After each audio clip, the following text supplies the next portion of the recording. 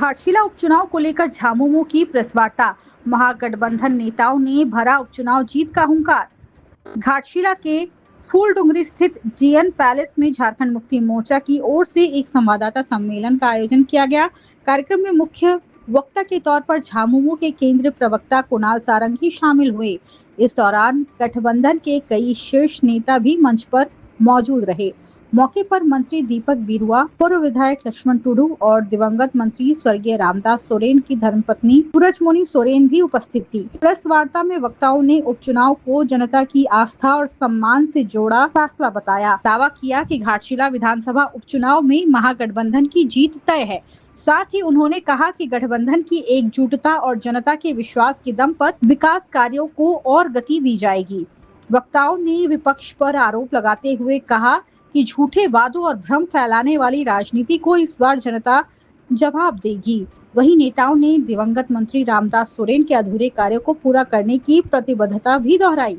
Press वार्ता के अंत में महागठबंधन नेताओं ने कार्यकर्ताओं से बूथ स्तर तक मजबूती के साथ काम करने की अपील की और दावा किया कि आने वाला उपचुनाव जनता बनाम झूठ की लड़ाई है, जिसका परिणाम सच और विकास के पक्ष में आएगा। इतिहास कभी पुलिस को मारने का, जिसकी कॉपी आपके पास है, ये देख सकते हैं। लोकसभा का चुनाव 2019 ये स्पष्ट है, कार रोके जाने पर प्रत्याशी चंपई सोरेन जी के बेटे ने मजिस्ट्रेट को दी गाली। क्या इस चरित्र के व्यक्ति को आगे लाकर ये हमारे ऊपर ज्ञान बांटना चाहते हैं कि झारखंड सरकार में अपराध को बढ़ावा मिला? इसका जवाब उन्हें देना चाहिए और कोई आधार नहीं है। और हमने जिस युवा शिक्षित वृद्धभाषी को युवा को अपना प्रत्याशी बनाया है, उसके खिलाफ इनके पास बोलने को कुछ नहीं है। इसके अनाप शनाप बातें कहकर लोगों को दिग्भ्रमित करने की कोशिश कर रहे हैं, जिसका जवाब घाटशिला विधानसभा की जनता देगी। देखिए, जो घाटशिला में उपचुनाव होने वाला है, उसको लेकर तमाम रणनीतिक बैठक आज हुई गठबंधन दल के सभी साथियों के साथ। और 30 तारीख को जब मुख्य चुनावी कार्यालय का उद्घाटन होगा, उसमें महागठबंधन के जो सहयोगी दल हैं उसके प्रतिनिधि भी उपस्थित रहेंगे और बहुत ही मजबूती के साथ जमीन पर हमारे सभी महागठबंधन दल के साथियों के कार्यकर्ता लगे हुए हैं और सोमेश चंद्र सोरेन को एक ऐतिहासिक विजय दिलाने की दिशा में वो प्रयत्नशील है।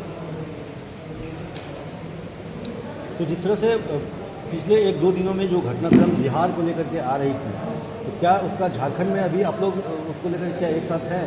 बिल्कुल एक साथ हैं और एकजुट हैं। बिहार में जो घटनाक्रम घटा उसकी समीक्षा घाटशिला उपचुनाव के बाद की जाएगी, लेकिन अभी इसका कोई भी प्रभाव घाटशिला उपचुनाव में हमारे संबंधों पर नहीं पड़ेगा। हम बिल्कुल एकजुट हैं, सभी जो घटक दल हैं और मजबूती के साथ जो एनडीए के खिलाफ जो चुनाव हम लड़ेंगे, बिल्कुल मजबूती के साथ बूथ के स्तर तक लड़ेंगे। लेकिन जिस तरह से चुनाव की घोषणा होने से पहले से जो कांग्रेस के नेता हैं प्रदीप बालमुचु, वो लगातार हमलावर रहे कि झारखंड मुक्ति मोर्चा ने अनदेखा किया है कांग्रेस का, वो भी लड़ने की दावेदारी कुछ हद तक कर रहे थे। उसके बाद जो बिहार के घटनाक्रम और जेएमएम का प्रतिक्रिया उस पर आया, तो कहीं ना कहीं नहीं लगता है कि ये जो रिश्ते में खटास आई है वो कहीं ना कहीं बाधक बनी? देखिए, रिश्ते में खटास जरूर आई है, लेकिन रिश्ता इतना कमजोर नहीं हुआ कि उसका लाभ हम भारतीय जनता पार्टी को उठाने दे दें। प्रदीप बालमुचु जी बहुत ही सम्मानीय है हम सबके लिए और दृढ़ विश्वास है हमें उनका आशीर्वाद घाटशिला उपचुनाव में हमारी पार्टी के उम्मीदवार को मिलेगा।